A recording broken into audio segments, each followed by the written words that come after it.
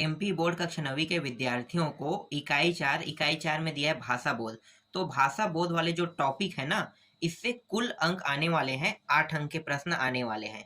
तो 8 अंक के प्रश्न में एक एक अंक के 6 प्रश्न आएगा और 1 अंक के 2 प्रश्न आएगा। तो अगर इनके हिसाब से अगर आप पढ़ाई करते हैं ब्लूप्रिंट के हिसाब से, तो आपका नंबर पूरा में पूरा बनेगा, मतलब पूरा में पूरा आप पा सकते हो। ठीक है, तो कौन कौन से प्रश्न हैं जिनको आपको पढ़ना है उनको मैं आपको बता देता हूँ।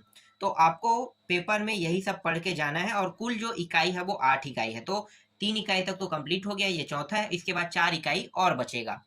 तो जितने भी प्रश्न आपके वार्षिक पेपर अर्धवार्षिक पेपर के लिए महत्वपूर्ण है वो सारे प्रश्न मैं आपको बताता हूँ। तो चलो सभी प्रश्नों का उत्तर देख लेते हैं, थोड़ा सा इसे जूम कर लेते हैं। देखो पहला क्या है, वस्तुनिष्ठ प्रश्न में सही विकल्प चुनकर लिखिए, जिसमें पहला है दो वर्णों के मेल से होने वाले परिवर्तन को कहते हैं, क्या कहते हैं, संधि कहते हैं। संधि के प्रकार, संधि के 3 प्रकार हैं, प्रकारों के नाम भी पता होगा, स्वर, व्यंजन और विसर्ग। समास के प्रकार 6 प्रकार है, इन प्रकारों के नाम भी आप लोगों को पता होगा। ठीक है, समास के 6 प्रकार, चलो इसके बारे में अभी ज्यादा जानकारी नहीं दूंगा, आगे चलते हैं। इसके बाद देखो, किसी भी बात पर अतिरिक्त बल देने के लिए जिन शब्दों का प्रयोग किया जाता है वे शब्द कहलाते हैं निपात कहलाते हैं। ठीक है, आगे देखते हैं, किस समास में दोनों पद प्रधान होते हैं। तो दोनों पद जो प्रधान होते हैं वो है द्वंद्व समास है। ठीक है, दोनों पद प्रधान होने वाले द्वंद्व समास, देख लो यहाँ पे ऑप्शन में द्वंद्व है। श्याम भी जाएगा में क्या, में भी क्या है, तो में भी जो है वो है निपात है। ठीक है, श्याम भी जाएगा में भी क्या है, तो इसमें निपात है। द्वंद्व समास का सही उदाहरण भाई बहन, दोनों पद प्रधान है, मतलब दोनों की वैल्यू एक बराबर, जितना भाई है उतना बहन, जैसे जितना माता उतना पिता। ठीक है, इसी तरह से चाचा चाची ऐसे भी पढ़ सकते हो। ठीक है, बैल गाय एक जैसा है इनका शब्द, मतलब दोनों क्या है, जितना मतलब रियल वास्तविक जीवन में जो ना रहता है उन्हीं को हम मान सकते हैं। जैसे वास्तविक जीवन में हम कह रहे हैं ना, तो वास्तविक जीवन में आने वाले को हम क्या कहेंगे, द्वंद्व समास के अंदर लेंगे। इसके बाद प्रबल शब्द में से उपसर्ग और मूल शब्द अलग कीजिए। तो प्रबल शब्द में प्र और प्लस बल। ठीक है, तो मूल और दोनों शब्द क्या हो गए, मतलब दोनों शब्द अलग अलग हो गए। आगे देखो, रंगीला शब्द में कौन सा प्रत्यय है, तो ईला प्रत्यय है। जिस क्रिया का प्रभाव कर्म पर पड़ता है उसे क्या कहते हैं, उसे हम सकर्मक क्रिया कहते हैं। क्या कहते हैं, सकर्मक क्रिया। देखो यहाँ पे सकर्मक क्रिया है। ठीक है, नेत्र का पर्यायवाची यहाँ पे क्या है, तो आंख है। ठीक है, शब्दों के सार्थक योग को कहते हैं वाक्य कहते हैं। पंचतंत्र में कौन सा समास है, तो द्विगु समास है। बछिया के ताऊ मुहावरे का अर्थ क्या होगा, मूर्ख व्यक्ति को बछिया के ताऊ के नाम से संबोधित करते हैं। सदगुण शब्द का उपयोग होता है, तो सद जो है ये क्या है, इसका उपसर्ग है। निर्जन शब्द में उपसर्ग बताइए, तो नि और नीर, ये है क्या है, इसका उपसर्ग है। 2 उपसर्ग है यहाँ पे। ठीक है, निर्जन में नि और नीर दोनों। सेनापति पद में समास बताइए, तो सेनापति पद में समास है, तत्पुरुष समास है। नेत्र शब्द का तत्सम क्या है, तो नियम है।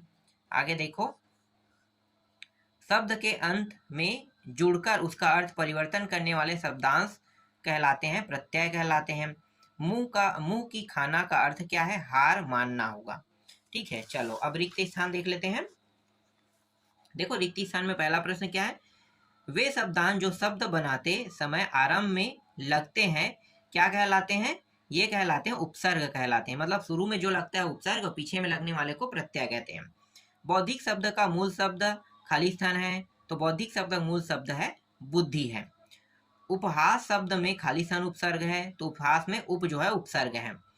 आचार के पूर्व अति उपसर्ग जोड़कर बनेगा, तो अत्याचार बनेगा। ठीक है, इसके आगे में हमें आगे में जोड़ देंगे तो क्या हो जाएगा, मतलब अति को जोड़ देंगे तो क्या हो जाएगा, अत्याचार बन जाएगा। ठीक है, आगे देखो, सदा का विलोम क्या होगा, सदा का विलोम दुराचार होगा। अन्य भाषाओं के संपर्क के कारण हिंदी में आने वाले शब्द खाली स्थान कहलाते हैं, तो विदेशी शब्द कहलाते हैं। कमल का पर्यायवाची शब्द पंकज है। कलई खुलना का अर्थ क्या होगा? पोल खुलना होगा। कमाई में प्रत्यय क्या है? आई जो है प्रत्यय है, पीछे में लगने वाले को क्या कहते हैं? प्रत्यय ना, तो पीछे में आई लगेगा। अंत का विलोम क्या होगा? संक्षिप्त हो जाएगा। चलो आगे देखते हैं। अब यहाँ पे देखो सही जोड़ी मिलाव है, तो रातों रात को आपको लेना है रात ही रात में। निरोग, निरोग मतलब विसर्ग संधि है। शत्रु का विलोम मित्र को कहते हैं, ठीक है। शत्रु का विलोम क्या होगा? मित्र होगा ना। विष का पर्यायवाची शब्द क्या होगा? जहर। और यहाँ पे रात का तत्सम क्या होगा? रात्रि होगा। इसी तरह से यहाँ पे एक और है, जैसे त्रिफला है, त्रिफला का क्या होगा? त्रिफला का होगा तीनों फलों का समूह होगा। मनोरथ, मनोरथ का हो जाएगा विसर्ग संधि है। इंद्र का पर्यायवाची सूरपति होगा। भी ही भर निपात शब्द है। भौतिक का विलोम अनैतिक होगा। इसी तरह से आपको और दिखा देता हूं, एक और है यहाँ पे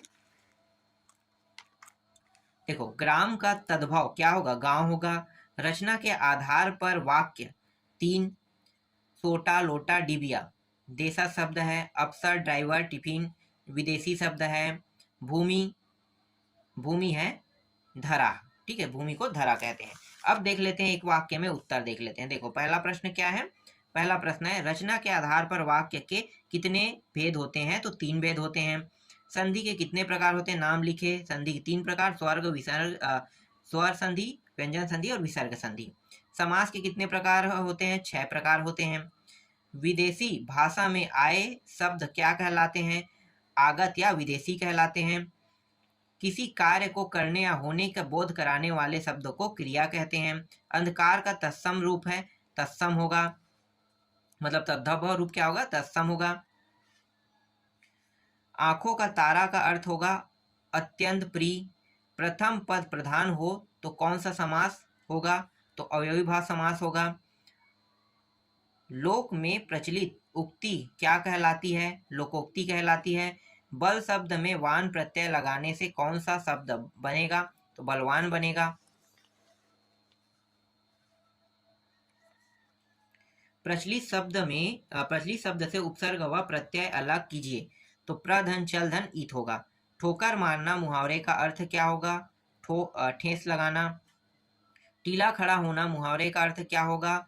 चोट करना होगा। विलोम शब्द का अर्थ क्या है? शब्दक। प्रत्यय शब्द में कहाँ जुड़ते हैं? अंत में जुड़ते हैं, ठीक है। आगे चलो देखते हैं।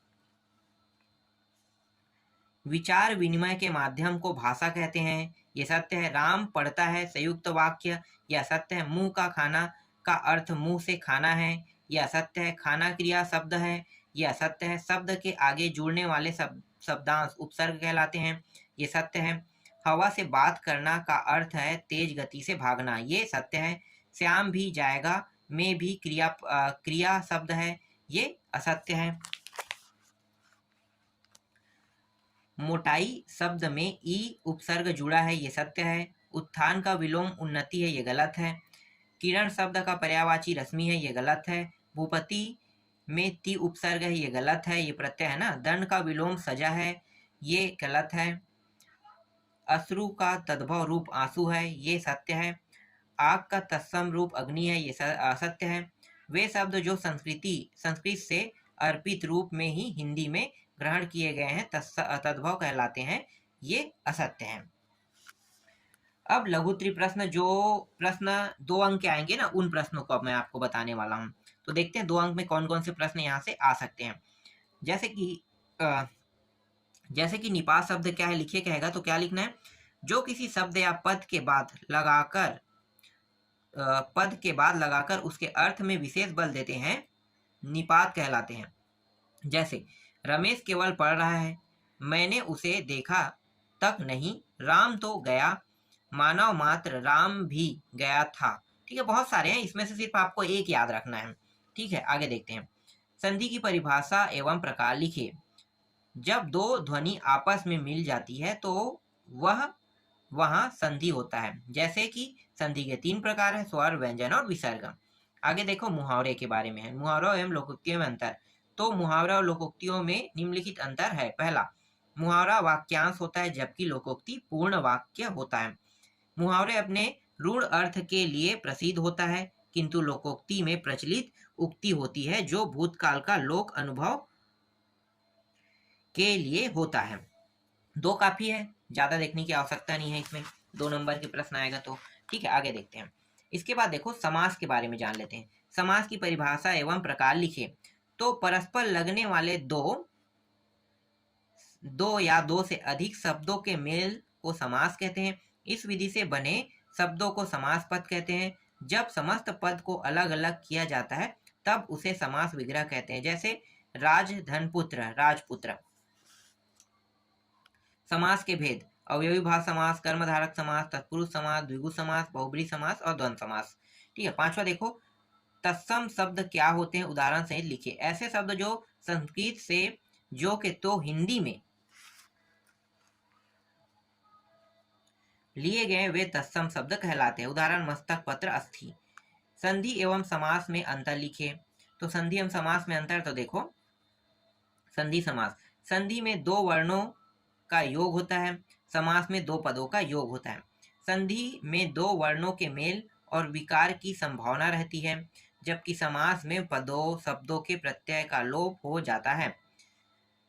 संधि को तोड़ना विच्छेदन कहलाता है, समास को तोड़ना विग्रह कहलाता है। तो इस तरह से इकाई 4 में कुल 6 प्रश्न थे और 6 प्रश्नों को मैंने बता दिया, और जो प्रश्न यहाँ से आने वाले हैं वो सारे प्रश्न आपको मिल चुके हैं।